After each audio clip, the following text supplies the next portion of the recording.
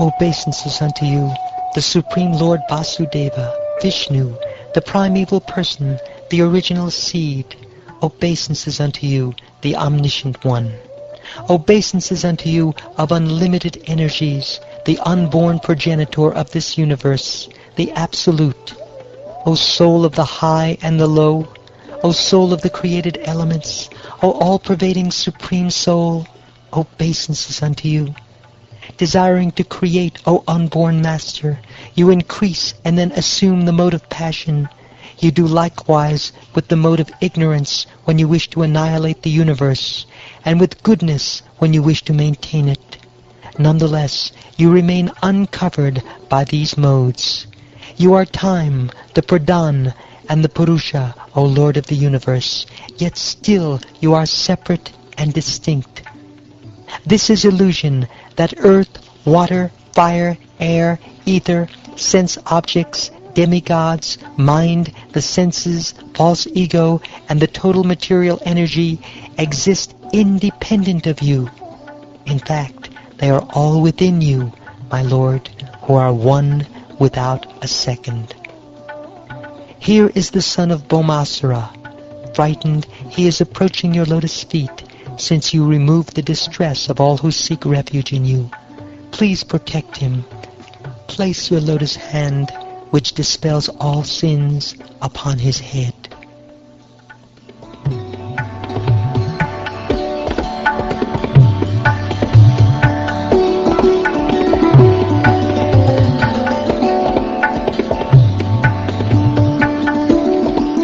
Thus entreated by Goddess Bhumi in words of humble devotion, the Supreme Lord bestowed fearlessness upon her grandson, and then entered Bhaumasura's palace, which was filled with all manner of riches.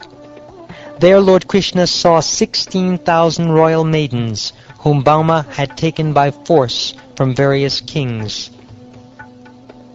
The women became enchanted when they saw that most excellent of males enter. In their minds they each accepted him, who had been brought there by destiny, as their chosen husband. With the thought, may Providence grant that this man become my husband, each and every princess absorbed her heart in contemplation of Krishna.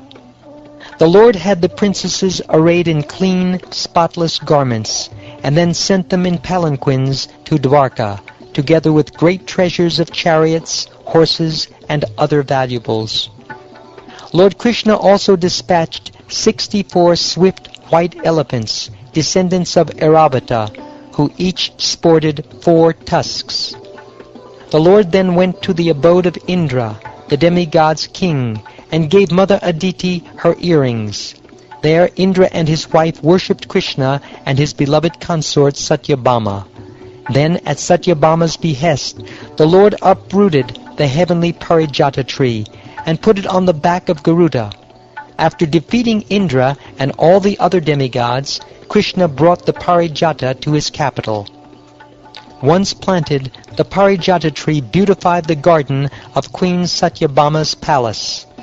Bees followed the tree all the way from heaven, greedy for its fragrance and sweet sap.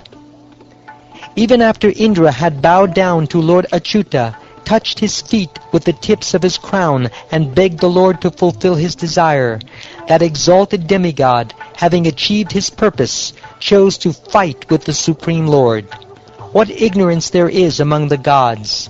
To hell with their opulence!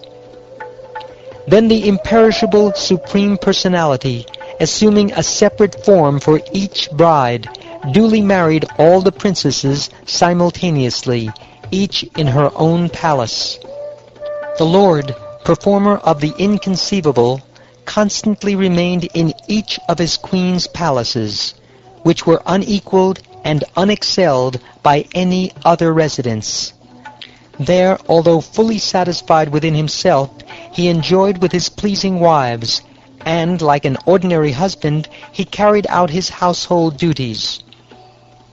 Thus those women obtained as their husband the husband of the goddess of fortune, although even great demigods like Brahma do not know how to approach him.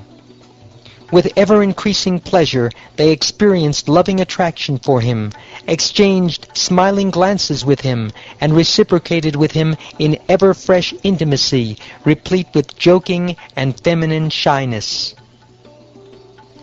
Although the Supreme Lord's queens each had hundreds of maidservants, they chose to personally serve the Lord by approaching him humbly, offering him a seat, worshipping him with excellent paraphernalia, bathing and massaging his feet, giving him pan to chew, fanning him, anointing him with fragrant sandalwood paste, adorning him with flower garlands, dressing his hair, arranging his bed, bathing him, and presenting him with various gifts.